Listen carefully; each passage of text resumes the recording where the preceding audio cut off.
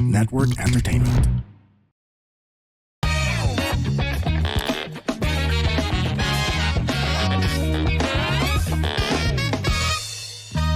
Warning! This program is created with adult consent and the content is for entertainment purposes only. Huwag nyo namang seryosohin masyado. Pero kung ayaw nyo ang ilan sa mga topics, okay lang. Please feel free to skip the episode. Baka sabihin nyo, pinilit ko kayo eh. Joke lang. Salamat! And welcome sa another episode ng Punchline with Alex Calyen, Israel Benobra. Wala po si Israel Benobra dahil hindi natin alam, siguro hindi tayo tungkol sa pagkain. At hindi tayo, at syempre pag nakita niyo ako mag-isa, madalas ang ini-interview ko, BMX na mga girls. Ano pong pangalan ng Viva Max? BMX. Pero ngayon, medyo, pagkakaperahan naman ang pag-usapan natin. Hindi ibig sabihin pagkakaperahan, ibig sabihin tungkol sa pera. At malalaman natin all about about Sepat Credit na alam ko, narinig nyo ako lagi, na binabati ko sa shows, ina-acknowledge ko. But it's about time you learn more about Sepat Credit. At kasama natin ngayon, si Sir ko pa no? Geno Zarate. Boss. Yes, hello. Boss, di ba napapagamal, na-pronounce siya ng Gino? Hindi, no? Geno naman. Oo, lagi nga eh. Sa Starbucks din, hindi rin nila alam kung paano ko tatawagin. Pinakamahirap yan, no? Yung Starbucks. Geno. Oo. Pero Geno talaga. Geno. Ano Galing yan? sa Susta Gen. Talaga ba? Oo, Susi and Geno. Meron ka dito. Geno. So, ang Geno is, real name mo na yun. Hindi yan short. Yun na yun. Ayun na. Tipid na tipid. Di ba? May classmate akong ganyan, nakakainggit. Kasi ako, Alexander Victor ako eh. Haba. Na-encounter ko yung ganyan na nag-backfire sa akin. Of course, mahirap isulat pag marunong ka palang. Di ba? Ayan, Geno Zarate, konti lang yan eh. Kaya lang meron kami activities nung Boy Scout kami, na nag-outing kami sa forest. Tapos, sa gitna ng forest, siguro mula dun sa starting line, papasok ka sa forest, tapos may papel doon, susulat mo yung complete name mo. So, ang tagal ko, Alexander Victor Calleja ako eh. Siyempre, takot na takot ako sa dilim. Kaya higit ako sa mga classmate kong J. Lim. Yung pangalan. J. Lim, Geno Zarate. But Geno, para makilala ka lang namin, anong position mo sa Sepat Credit? So, ako ang President and CEO ng Sepat Credit. Yan. So, President and CEO. So, mula dyan sa position na yan, atas tayo konti. Backtrack tayo. Backtrack tayo. Bakit ka napunta dyan? Anong ba? Sa school ba yan? Is that family? Talaga interest? What led you to being the president and CEO of Sepat Credit? Ang Sepat Credit is a financial lending, di ba? Tama? Financing company. Company. Registered financing company sa Pilipinas. So, ang target talaga, OFW. Alam naman natin na yun. Diba? Para assistance, tama? Assistance to... So, nagpapautang tayo basically to mga OFWs tsaka mga seafarers, mga kababayan natin. Backtrack siguro, paano ba ako napunta dito? So, siguro 2017, nagsimula yung career ko with grupo kasi to eh. Pero, we have the Hemselling group of companies. Mas Geno, hindi ka naman yung katulad ng mga classmate ko nung high school na nauutangan mo. Ikaw ba, elementary pa lang, halimbawa, papel, binibenta mo na yung papel, may business-minded ka na ba? Kasi may mga classmate ako ganun eh. Hindi, siguro sa mga parang siguro common sa mga Chinoy na ganun. Pero parang ako parang hindi yata ako naging ganun. Okay. Parang nagkulang sa akin sa ganun. Pero kailan yan, kinakwento mo pero anong start niya na So, nag-start ako, career ko East West Bank. East West. Corporate banking. So, mga top corps yung pinapautang namin doon. So, malalaking kumpanya tulad ng mga kilala. Mga SM, Invest, mga ganyan. So, eventually, nag-evolve yung career ko. I moved to Robinsons Bank. Ang sumunod naman, commercial banking. So, dito naman mga smaller businesses, SMEs, mga ganyan. And then, napunta ako sa Asialink Group. which is as part ang Sipat Credit ng Asialink Group of Companies, no? Okay. So sa Asialink Finance Corporation, doon ako naging area manager, sales yung hinawakan ko. Hawak kong area North GMA. So ang focus naman nun, SMEs, pero collateral loans, no? Oo. Car loans, truck loans, mga ganun. So tulong naman yon para sa mga sa mga kababayan nating business-minded. Okay.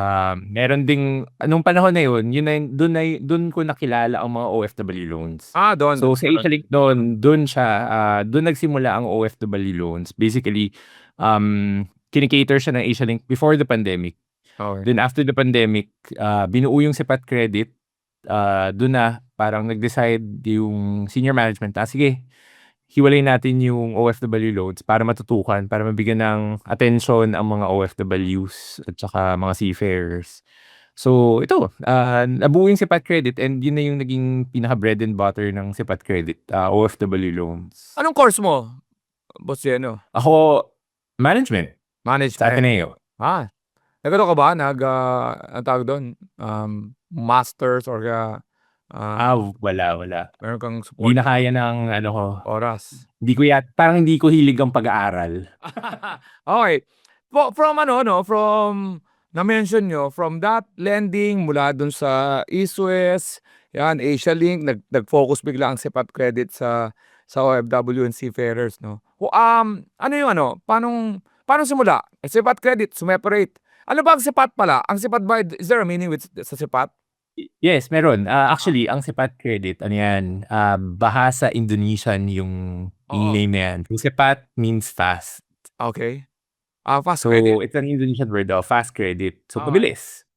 Okay. So, yun yung basically parang yung brand promise namin na mabilis na pautang para sa chosen market namin, which is the OFWs. Pero there's a company in Indonesia with the same Wala. Ang nangyari Wala kasi lang. dyan, binuo siya initially, parang ang idea, dapat magbubuo ng isang kumpanya para sa Indonesia. Yun yung expansion plans dapat ng Asialink before. Kaso lang, di natuloy. Nagka-pandemic, kaya hindi natuloy. So, nilipat na lang dito, tinuloy dito as OFW loans. Okay. Bago natin pasukin yung role ng Sipat Credit, no, sa mga OFWs and seafarers, alam niyo ba, pati pagtawag sa seaman ngayon is politically correct. Binago na yan. Seafarers na ngayon kasi Fair. pag seaman daw, medyo lalaki lang. Hindi may mga babae tayo, Oo. mga seafarer. Kaya alam mo naman ang Madami tayong. Madami. Pero kahit nag-evolve na, andito pa rin yung common na problema. Hindi, tawagin natin problema, struggles, no? Yung pumasok na kayo, syempre, bago natin pag-usapan yung role ng Sipat Credit, anong naabutan yung sitwasyon ng mga OFWs at seafarers? Ano talaga yung madalas na bite nangangailangan? Normal ba na magpahiram sa ating mga OFWs and seafarers? Kahit wala silang kahit hindi matindi pangangailangan nila, meron kasing merong mentality ang mga na ihirawin muna, advanced lang naman yun. Ano bang common struggles, common reasons, mga financial reasons ng ating mga kababayan? Tingin ko, nung panahon na yun, no, before yung nadatnan namin, basically parang normal na pamilyang Pilipino. Di ba? Kahit naman sino sa atin, I think, may mga pangangailangan tayo. May mga utang din tayo. Nangungutang tayo to get by. Yung iba to get by, day to day. O yung iba para sa mga pangarap nila. Gusto nila mag-invest, gusto nila magkabahay, gusto nila magkakotse. Ganun yung situation. Just like any normal Filipino household. Ano percentage, Sir Boss Jeno, ng nangihiram para sa pangangailangan, pag-aaral, nagkaroon ng financial Madalas condition. Anong percentage nun doon sa may naman, yung pangarap, for example, financial goals, business, ganun. May ba? Siguro ngayon hindi ko masabi yung before Hindi ko na matandaan kung ano yung situation before. Pero ngayon siguro, meron talagang, siguro may season yan Oo. Lalo na makikita mo na kapagka, season na ng tuition, bayaran ng Oo. tuition, kasapan, Okay, yan na. got it. Nag-iiba siya. Umuutang na yan. Oo. Nag-iiba talaga. So may Oo. mga season na ang dami, tuition, may mga season na 'pag summer papasok na yung magpapagawa ng bahay. Oo. 'Pag Pasko yan na may mga, siyempre mga pag-uwi, mga pasalubong, mga ganyan. Oo. So yun yung nakikita namin. Wala And, ba pan-chicks? Ano ba pan-chicks na loan? Pan-chicks na loan. pan-chicks na loan Hindi niyo parang na alam, wala kayong gano'n, hindi? parang Hindi niyo wala na kaming gano'n. Parang pwede nating pasukin yan, pag-usapan natin yan. Kinakapos ka ba dahil napupunta lang sa iyong pamilyang legal na family at wala ka ng pera para sa iyong side chick? Biyalik ako lang ng Parang lupa. dapat nga magkagano'n tayo 'no? Oo, di ba? Totoo naman nangyayari yan di ba? Ubos na ba sa legal family at nawawala? O kaya ubos na ba sa side chick? Anyway, so iba-iba parang pagpasukan, tuition, pag oras ng mga alam mo na, dito may panahon ng dito, sakit at ubo, lagnat di ba? Oo. So, di ba, at panahon ng Pasko, yan, ano rin yan, ano naman yan, yung mga payahanda and everything. So, from that, data ng mga struggles and financial pressures ng mga Pinoy, paano naman pumasok dito ang Sipat Credit at ano naman ang binigay nilang yung palang pang-suporta doon, Boss Alam mo Joe? actually yung struggle, aside from dun sa usual 'di ba na may pangangailangan ka tsaka may gusto kang matupad. Ang yung main struggle talaga nung mga panahon na yun before pumasok ang Sipat, before pumasok ang Asialing Group. Hirap makautang ang isang OFW or isang seafarer sa yung formal na financial institution. Yes. Kasi, for example, 'pag seafarer ka, para kang naging freelance kasi contract-based yung Oo. kumbaga ang kontrata mo may hanggang lang 3 months, 6 months, Oo. 9 months. Walang parang lumalabas mukha kang hindi stable yung trabaho mo. Oo, tama. Pero paulit-ulit ka namang nakakasampa, tuloy-tuloy. Pero since contract-based ka, hindi siya gano'n ka-stable tignan. Gano'n din pagdating sa OFWs. Ang nangyayari, since wala yung kumikita ng pera, dito sa Pilipinas, ang hirap mag-apply ng loan dito. Kasi kadalasan yung mga nag-a-apply ng loan or yung kapamilya nila nandito, yung beneficiary, yung tumatanggap ng remittance, di ba? And may mga cases na matatanda na or hindi makapagtrabaho or masyado pang bata, nag-aaral, hindi tuloy makapasok dun sa formal institutions tulad ng mga bangko. So, nung pumasok kami, yun yung siguro nakita namin opportunity na, bakit nga ba hindi natin pautangin 'tong mga 'to? Given na alam naman natin na ang ekonomiya ng Pilipinas, remittance ang bumubuhay, isa sa mga bumubuhay, 'di ba? So, ayun, nakagawa kami ng produkto na puwedeng umutang ang OFW na nagbabakasyon dito sa Pilipinas. Puwedeng umutang ang OFW kahit nasa ibang bansa or ang seafarer nakasampa sa barko. So, kahit wala sila dito physically, kaya nilang, tulungan or tugunan yung mga pangangailangan ng families nila. So, katulad ng episode na 'to we don't want to really, prolong it with with other topics. Gusto namin straight din katulad ng gusto ng pahiram ng mga OFWs and seafarers Paano isang normal na isang transaction na may nagagawin na isang, OFW? For example, kung andito siya, obviously siya magpo-process, 'di ba? Madali. Andito siya, anong mga kailangan ng, anong similarity muna ng andito siya at wala siya? Anong kailangan para makahiram? Siguro ang pinagkaiba, main difference na pinagkaiba nung 'pag nandito siya tsaka wala siya, yung remittance. Oo. Kailangan makita talaga namin na talagang magpapadala siya, consistent. Okay. Excuse me lang mga kapanchis, maistorbo ko lang yung panonood at pakikinig nyo. May pakulo kasi ang Punchline with Alex Calleja and Israel Binoobra. Kung may business kayo, yung legal lang at halimbawa restaurant yan, resort o kaya pwesto, pupuntahan namin yan para gumawa kami ng isang podcast episode. Yes, yung business nyo ang background para makatulong sa negosyo nyo. Walang bayad, lalo na kung Metro Manila, pupunta kami dyan, gagawa kami ng episode, makakatulong sa inyo. Para na malalaman kung kailangan nyo ng tulong, mag-message na kayo sa lahat ng social media namin. Alex Calleja, sa Punchline with Alex Calleja, Relvin Obra, at The Comedy Crew. Mag-message na kayo doon at bigyan nyo lang ang detalye, tatawagan namin kayo o mag-message kami mabalik para ma-set natin. Itong pakulo namin ay para lang makatulong sa mga local business. Okay? Hintayin namin yan ha. Balik na tayo sa pakikinig at panonood. Salamat! So yun yung isang pinaka-importante. Anong ibig Pero- sabihin? Kailangan may padala.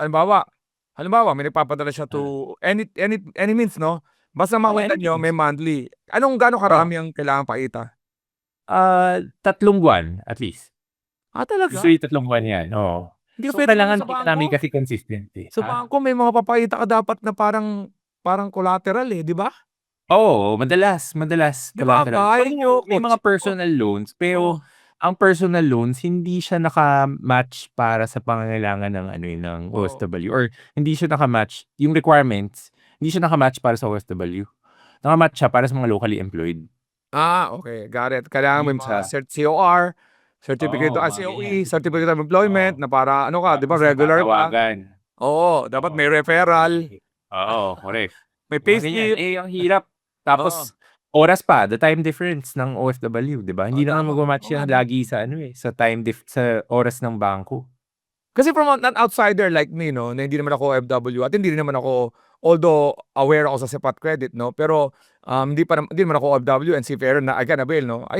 I'm one of the parang I'm brand ambassador, pero ang ko lang is the Sepat Credit side. Pero yung side nung OFW, nakakausap ko lang through interviews doon nga sa Luneta. So, ang nakikita ko lang hiram, pero yung yung details na yan, ang gandang malaman no, para sa mga nakikinig sa atin ngayon na sa hindi nyo natatanong, no, Boss Jeno, ang nakikinig sa atin are all from outside the country also.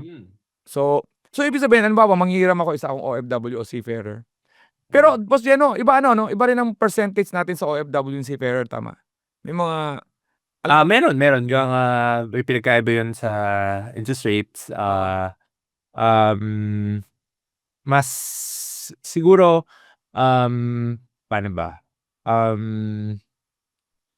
We have a standardized rate across the board.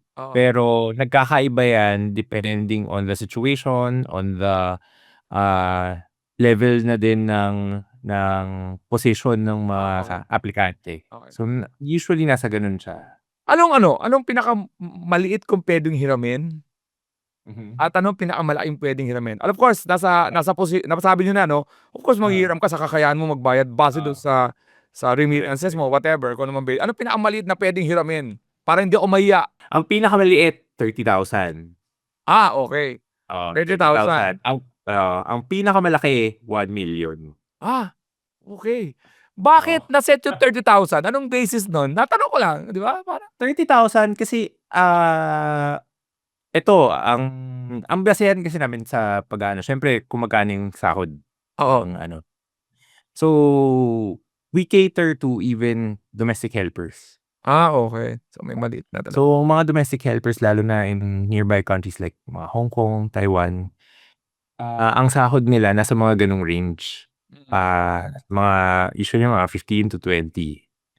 So to cater to that, parang 30,000 yung sinet namin na okay, pwede siyang makaunang ng ganito. But no? Nasabi niyo yung ano yung mga na-encounter natin madalas? Pag halimbawa may nanghiram na sa side ng Sepat Credit, anong madalas natin ma-encounter in terms of paniningil? Paniningil, okay. Yan ang isang mahirap na usapin. Anong mga Paniningil. madalas ma-encounter? Kasi ang madalas na mga horror stories yung mga naniningil Di ba? Oo. Naniningil yung mga nanggigipit. Alam ko hindi tayo ganyan, mapapaliwanag yun naman mamaya. Una muna natin yung kabilang side. Ano yung mga na-encounter na Sepat Credit in terms of yung paniningil? Alam mo, surprisingly, kahit wala dito sa Pilipinas yung mga OFWs, majority pa rin ng mga napapautang natin nagbabayad on their Oh, own. wow. Oh, nice. Yun yung isang magandang thought kasi lagi naman nakakarinig tayo lalo pagka mga local, yung mga online lending, sikat na sikat ngayon yan, di ba? Ang hirap, magbayad ng mga, maraming nahihirapan magbayad, maraming, yun nga, parang hinaharas ng mga kolektor. Pero majority pa rin ng mga napapautang natin, lalo na sa mga OFWs, nakakapagbayad on their own, nagkukusa sila. It speaks volume talaga sa sa capacity ng isang OFW. Tsaka talagang ang mga naniniwala pa rin ako na talagang at the end of the day gusto pa rin natin na malinis yung track record natin eh. Oh, correct naman. But of course, meron pa rin yung may encounter mo talaga na hirap magbayad or even ayaw magbayad. Talaga? Kahit naman tayo, may mga kaibigan tayo minsan, Oo, totoo. ang hirap singilin, di ba? So much more in a business, in a financing company, may mga ganun talaga may encounter. Oo.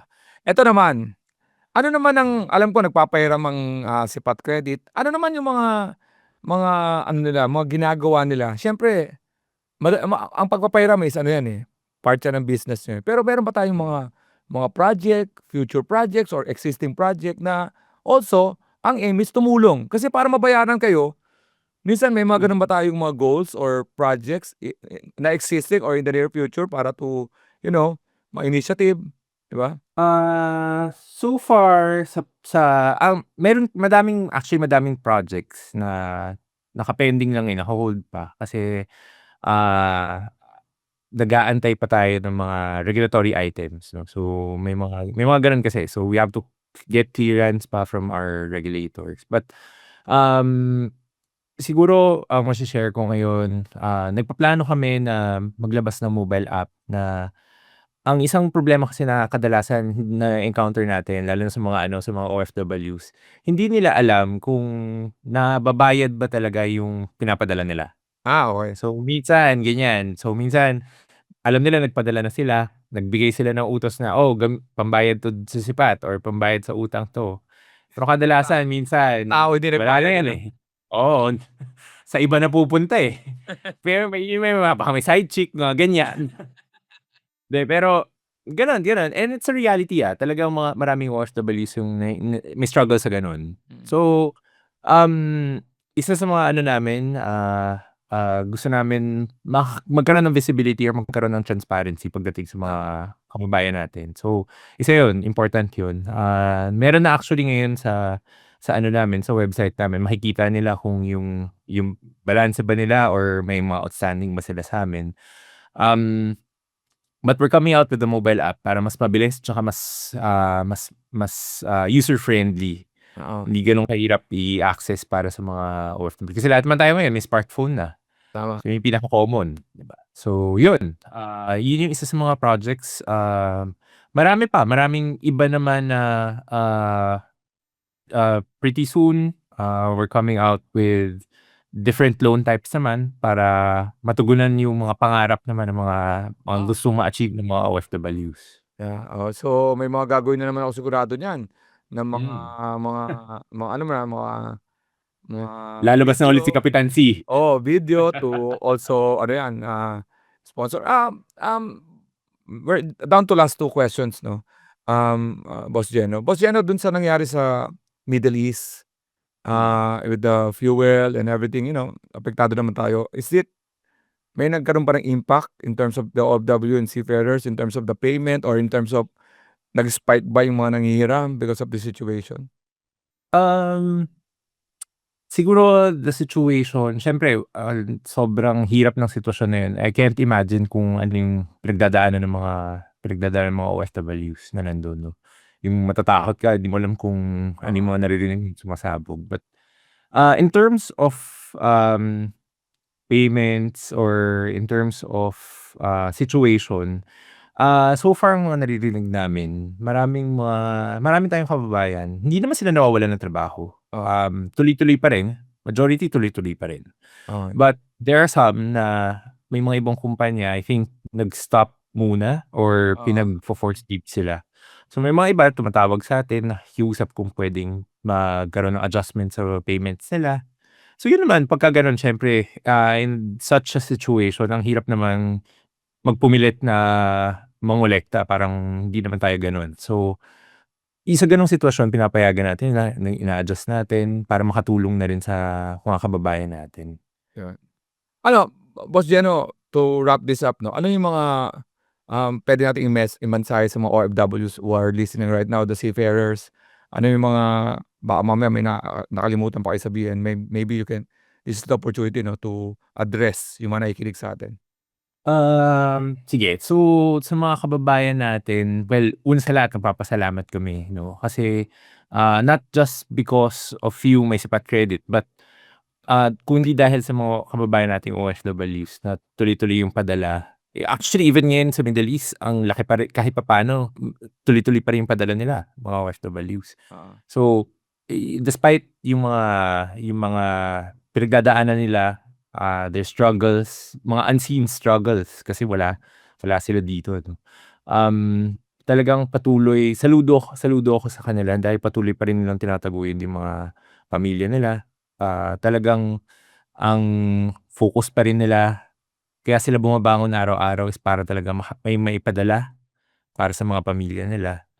So, malalaking pasasalamat namin sa kanila, na tuloy-tuloy ang ekonomiya ng Pilipinas dahil sa kanila. Siyempre nandito ang ano namin is that nandito lagi ang Sipat Credit para tulungan sila.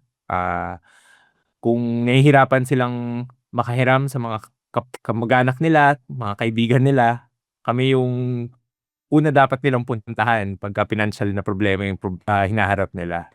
So yun lang. Yun.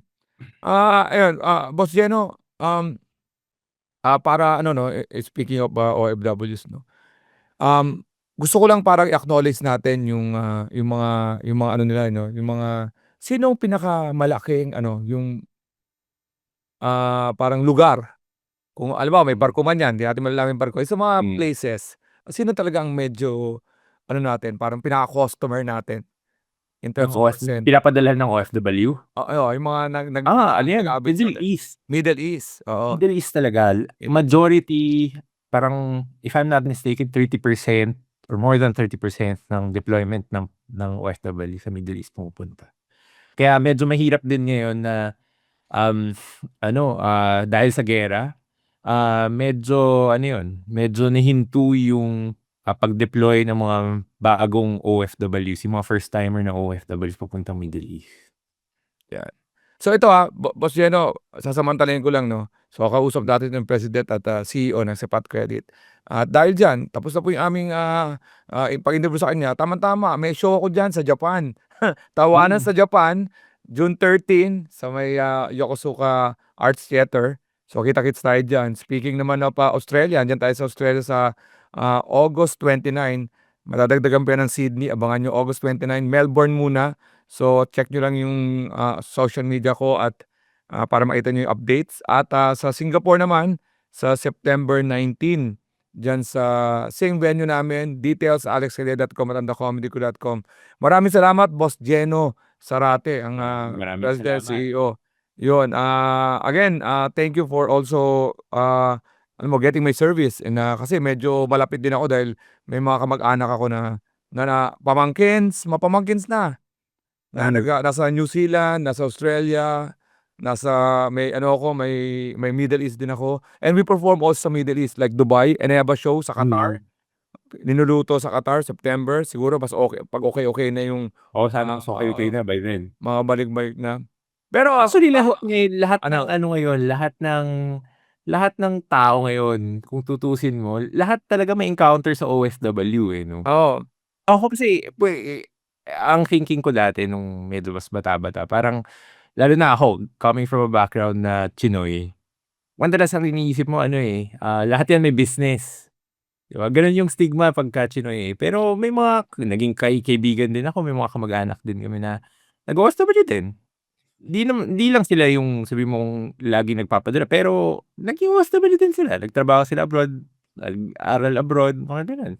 dahil sa pagka-busy mo sa Sipat Credit, isang personal Ah. question naman to end this. Kumusta naman ang ano nyo?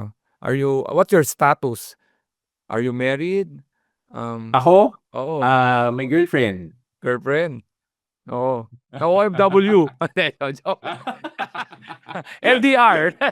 So may girlfriend, so hindi single. O, kala ko naman nakafocus na sa ano eh. Di ba? Siyempre, mahalaga. Meron ding laman Kailangan may balance yan, may balance. work-life balance. Yan. Bazeno, maraming salamat sa mga Sipat Credit. Ang website is sipatcreditfinancing.com. Yan, buti na lang. Official website lang. Oo, official website, ha? Maraming nasa scam. Scam. Ingat kayo sa scam, ha? So please, may ano yan, check nyo yung social media ng Sipat, official din, plus official website po para check tayo. At abangan nyo po lahat ng mga projects, upcoming projects ng Sipat para sa OFW and seafarers. Okay, diyan po nagtatapos ang ating napakagandang episode ngayon. Alam ko maraming nagulat dahil, di ba, medyo naughty. Naiba. Pero naiba tayo para makatulong naman tayo sa ating mga OFW and seafarers. Dito po sa Punchline with Alex Calya and Sir Elvin Obra. When they cross the line, give them a punchline. Always remember, we are happy to serve.